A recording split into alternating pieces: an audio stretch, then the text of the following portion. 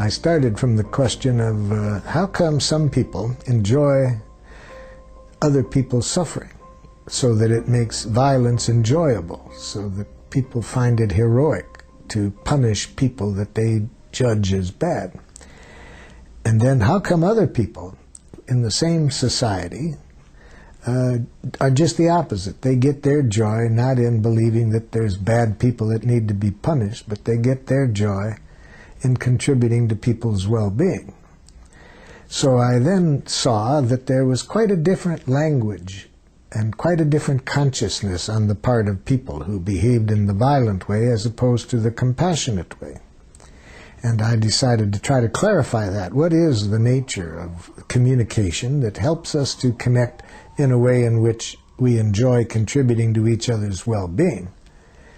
And how is that process of communication different in the people who contribute to the violence of others?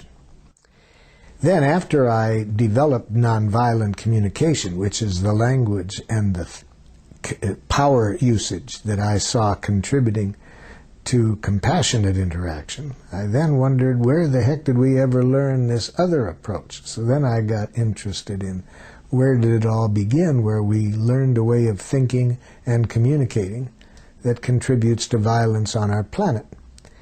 And here scholars and scientists like Walter Wink, the theologian, and his book, The Powers That Be, and others who share his perspective, trace this back to about 8,000 years ago when various things happened I won't go into now, but we came out of it with organizing ourselves in terms of where a few people who claim to be superior dominate others. Sometimes they base their superiority claiming their family was born closer to God, and so they controlled on the basis of the divine rights of kings. But whatever it is, we started to live in cultures in which a few people claiming to be superior dominated others, and that requires a language of domination, a language in which you classify people in terms of what they are. Are they peons or are they royalty? Are they good? Are they bad? Are they normal? Are they abnormal? That way of thinking goes with domination, because in a domination structure, the people who claim to be on the top claim to know what is right and what is wrong, and they maintain their power through the use of power over tactics such as punishment, reward, guilt, shame. And so they need a language that justifies the use of punishment and reward, the language of retributive justice in which you make judgments of what the other person deserves. And that is dependent on how you judge them, whether good or bad, right or wrong, and so forth.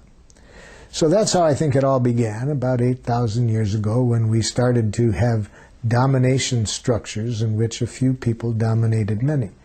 Before that, when we were more in the hunter-gatherer style of society,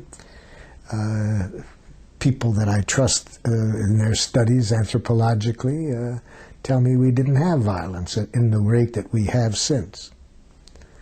So nonviolent communication now tries to get us back to what I think is a more natural way of communicating. So I think where we've gotten is an evolutionary snag, where we've gotten stuck on the basis of some unfortunate learning over 8,000 years. And nonviolent communication helps us come back to life, back to a more natural way of living, where our evaluations are on the basis of how needs are served. Are we meeting our needs and the needs of others, rather than who is what? Who's right, who's wrong, who's good, and who's bad? No.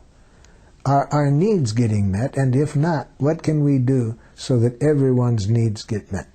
That's the language of nonviolent communication. Our training is based on the assumption that the kind of beliefs and judgments that people have that lead them to dehumanize one another and to deny each other's rights, that language, we think, is a distortion of need language. That people are trying to say is that our needs are in danger. Some of our needs are in danger.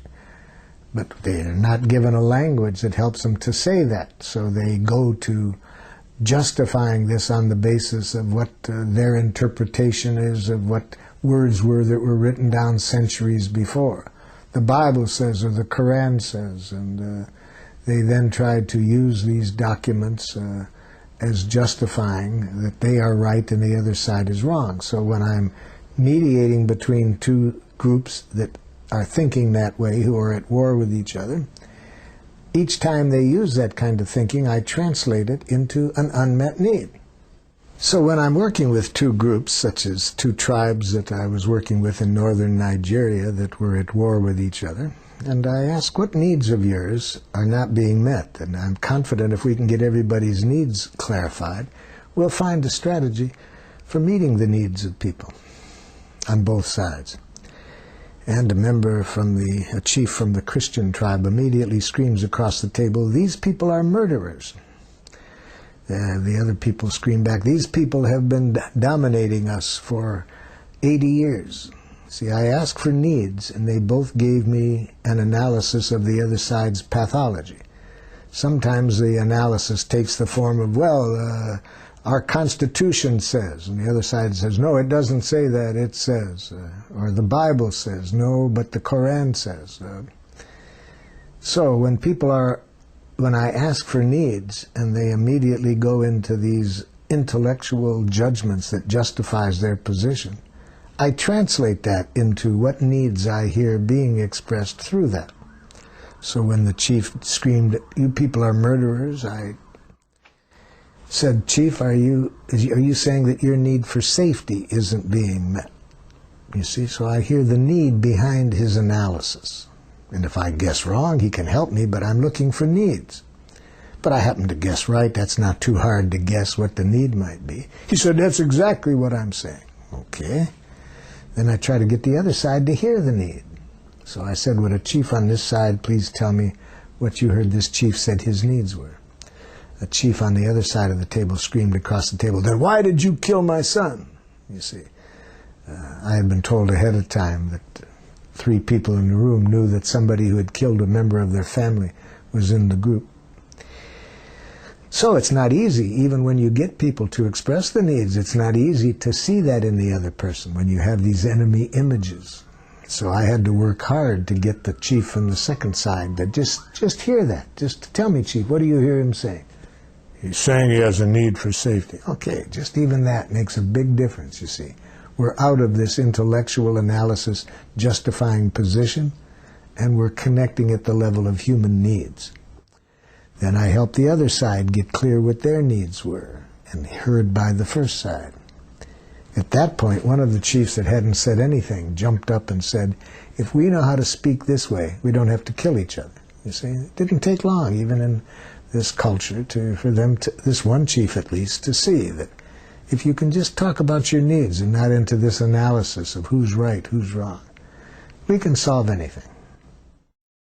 So we not only have to get one side to say clearly what's alive in them, what needs of yours are not getting met, then I have to get the other side to connect with that. And that's not easy, even if it's a simple message, because if the other side's brain has been programmed to be diagnosing the pathology in this person, even if I've said this person says he has a need for safety, I had to ask that person at least 3 or 4 times to repeat it back after I repeated it, because his first reaction is, "Then why did you kill my son?" And then the next one was, "You can't trust these people. They'll say anything." And then it took a while before I could give him the understanding he needed to be able to just hear the simple phrase, a man said he has a need for safety that isn't being met by the way some of the conflicts are being dealt with.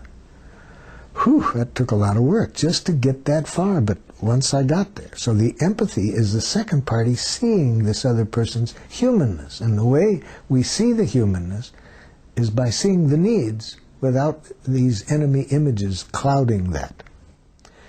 It's not easy to do that. It requires full presence to what is alive in this other person.